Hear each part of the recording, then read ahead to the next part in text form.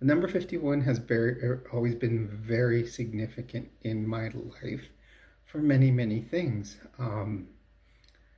When I was very, very young, about I think 4 or 5, I was hooked on a TV series um, called Emergency.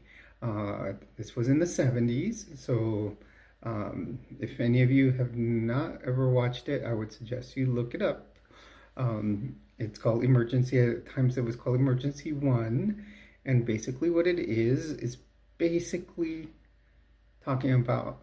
It was about two firefighter paramedics, um, and basically their adventures on the street.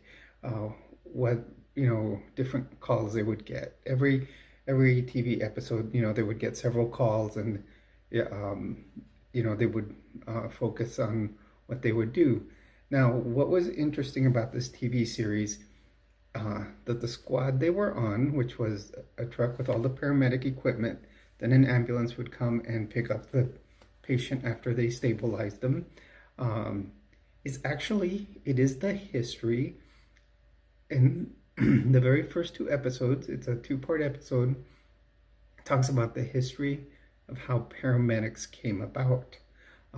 Before the to basically there was an ambulance driver, and just another person would come load people and take them to the hospital, and then paramedics would weren't around.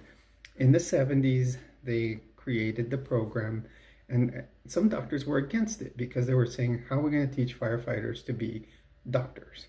So if you watch this series and watch the first episodes, it kind of talks about the act that came across to, you know, um, create the paramedic system, which happened in Los Angeles.